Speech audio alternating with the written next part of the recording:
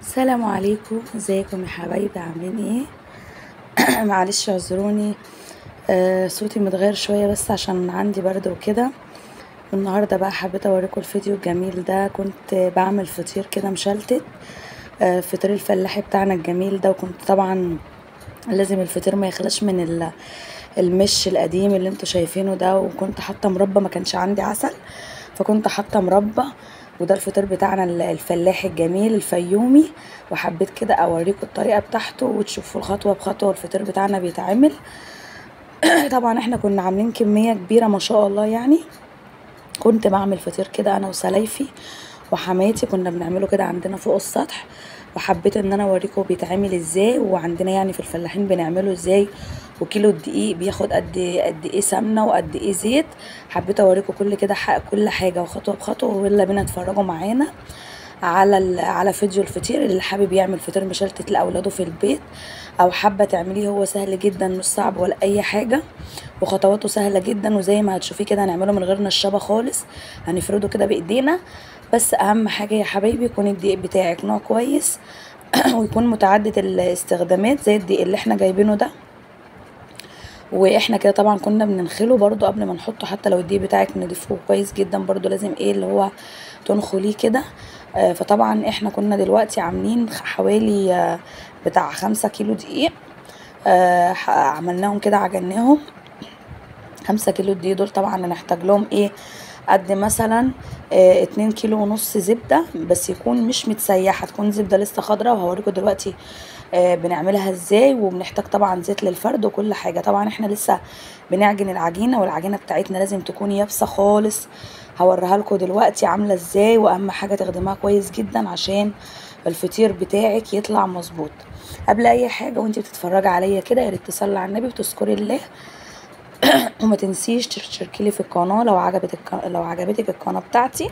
اشتركي لي في القناه، اعملي لي كومنت حلو كده يشجعني انزل فيديوهات تاني. وما تنسيش قناتي اسمها ام العيال في البيت بيتي. بس كده يا حبايبي.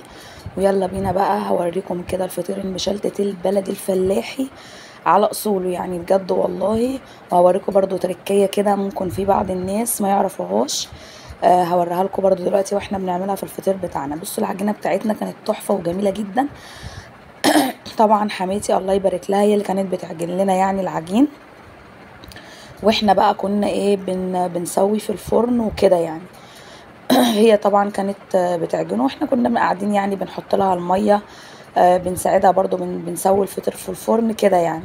بس اهم حاجه عجينه الفطير بتاعتك تكون مظبوطه وكويسه. وانتي بتعجني كده تحطي شويه دقيق في قلب الطبق علشان العجينه بتاعتك ما تلزقش منك في ايديكي ولا في الطبق خالص. وتعجني كده براحتك. واهم حاجه تدلكيها كويس جدا وتخدميها كويس جدا. وانا هوريكم برضو كل حاجه وهتعملي ايه بالظبط. هي طبعا كده كانت بتنزل اي عجين في ايديها. وخلاص العجينه طلعت من ايديها كده خالص ما شاء الله يعني. زي ما انتوا شايفين كده هتخدمها كده شويه، هتقعد تدلك فيها شويه كده كتار لغايه ما العجينه تبقى عامله زي اللبانه بالظبط كده في ايديها. واهم حاجه شويه الدقيق اللي بتحطيهم تحت دول علشان يظبطوا العجينه معاكي وما تلزقش منك في ايديكي ولا في الطبق ولا اي حاجه. هتفضلي تعجني كده لغايه اما شويه الدقيق دول يختفوا خالص من الطبق. وكده بقى يا حبايبي العجينه بتاعتنا ما شاء الله بعد ما اتعجنت كويس جدا واتخدمت كويس جدا وتسيبها ترتاح شويه بتاع 10 دقايق 5 دقايق يعني. وهتجيبي بقى صينيه جنبك كده تدهنيها زيت كويس. وهتقطعي بقى ايه القطعيه بتاعتك براحتك يعني حسب ما تحبي. لو انت عايزه تعملي الفطيره 5 كور، عايزه تعمليها 4 يعني. احنا ما شاء الله كنا عاملين الفطيره مقطعينها على 4 كور كده. وكنا بنحط طبعا ال4 كور دول في قلب بعض هنوريكي دلوقتي. واحنا بنفردها على الصينيه من غير نشابه ولا اي حاجه. هنقطع طبعا كل العجينه بتاعتنا كده كور زي ما انتوا شايفينها. وهنسيبها بقى هنغطيها وهنسيبها ترتاح شويه كده. جبنا بقى صينيه كبيره خالص زي ما انتوا شايفين. برضو دهناها زيت، حطينا لها زيت ودهناها كده زيت. ومسكنا طبعا اول الكوره بتاعت عجين بتاعتنا كده حطيناها على الصينيه. وهنوسعها بقى كده خالص من غير نشابه ومن غير اي حاجه. العجينه ما شاء الله الله اكبر زي ما انتوا شايفين بتروح وتيجي معاكي كده زي اللبانه. وطبعا مع كل مع كل فطيرة بنحط كده شوية سمنة طبعا. طبق السمنة هوريهولكوا دلوقتي، زبدة بلدي خضرة يعني مش متسيحة، وبتاخدي منها كده وتحطي على العجين بتاعك طبقة طبقة. بصوا بقى العجينة بتاعتنا ما شاء الله الله اكبر، زي ما انت شايفة كده بتتفرد معاكي بكل سهولة من غير نشابة ومن غير اي حاجة.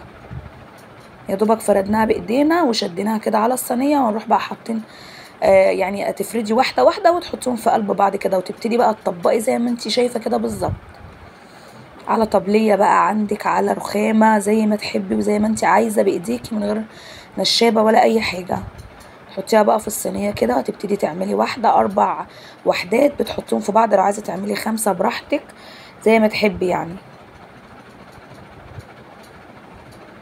بصوا يا حبايبي ال5 كيلو دقيق هيعملوا لك ما شاء الله 6 فطاير كبار زي ما انت شايفة كده. هوريكي دلوقتي الفطير طالع حجمه عامل ازاي. وهياخدوا معاكي 2.5 زبدة وازازة زيت للفرد بتاع العجينة على الصينية. دي المقادير بتاع ال5 كيلو دقيق. والمقادير لو انت عايزة تعملي مثلا فطيرة واحدة هتحطي كيلو دقيق ومثلا نص كيلو زبدة وكوباية زيت للفرد بتاع العجينة. بصوا كده بقى ما شاء الله الله اكبر، هي بتفردها كده بايديها ما شاء الله. احنا طبعا حماتي عملت احنا ما شاء الله عملنا كمية كبيرة، فطبعا حماتي عملت شوية واحنا برضو عملنا شوية. اللي عجبه الفيديو بتاعي وشاف الفطير بتاعنا الفلاحي بتاع الفيوم يكتب لي في الكومنت ويقول لي ايه رأيه.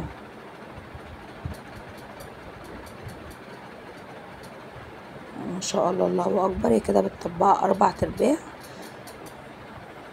كده، دول 3 في بعض وهنعمل بقى الرابعة كده. الفطيرة بتاعتنا هتكمل وهنحطها بقى في الصينية وهنوزعها كده في الصينية، وهنحط بقى كل السمنة اللي انتوا شايفينها اللي بنحطها في قلبها دي، هنحط بقى على وشها برضو زبدة بلدي قبل ما تخش الفرن على وش الفطيرة بتاعتنا.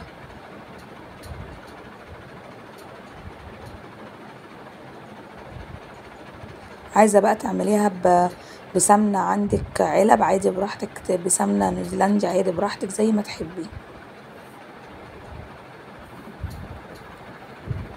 هتحط الزبدة كده في قلبيها طبقة طبقة،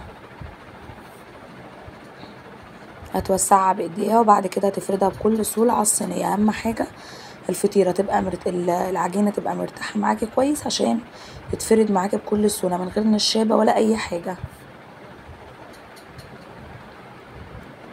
ويا ريت وانت بتتفرجي على القناة بتاعتي تصلي على النبي ومتنسيش تذكري الله. وطبعا القناة بتاعتي فيها العيش البلدي، ازاي بنخبز العيش الفلاحي برضو البلدي.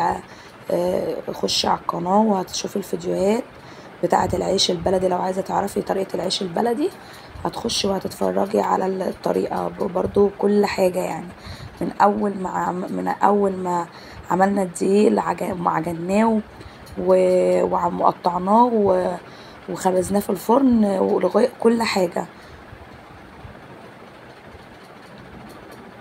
كده. الفطيرة بتاعتنا خلاص خلصت كده، 4 طبقات هنحطها بقى في الصينية كده. هوريكم برضو تركة حلوة كده احنا بنحطها في الصينية.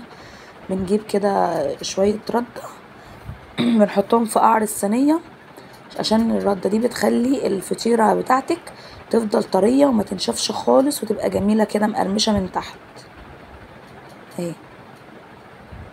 ودي الزبدة بتاعتنا الفلاحي ما شاء الله الله اكبر زي ما انتوا شايفين كده، لونها مخضر كده، دي تعرفي ان هي زبدة وريحتها كمان بتبقى باينة يعني.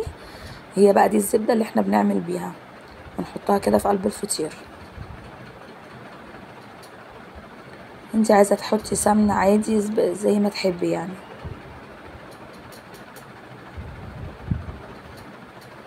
ما شاء الله كده.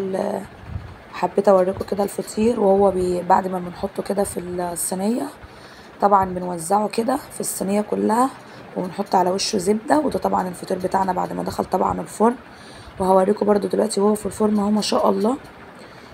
وبيقب كده معانا ما شاء الله زي العيش كده، بيبقى شكله تحفة. بصوا ما شاء الله الفطيره بتاعتنا قبه وجميله ازاي، كل وشها طبعا زبده. وده بعد ما طلع بقى من الفرن كده كان ما شاء الله جميل تحفه زي ما انتم شايفين كده، حاجه تحفه يعني بجد. والحجم الفطيره كبير كده زي ما انتم شايفين. كنا عاملين ما شاء الله كميه.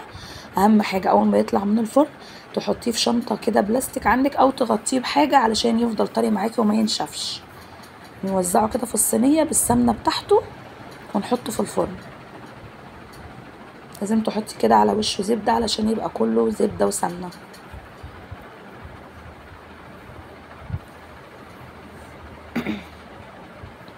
الفطير ما شاء الله مش القديم بتاعنا.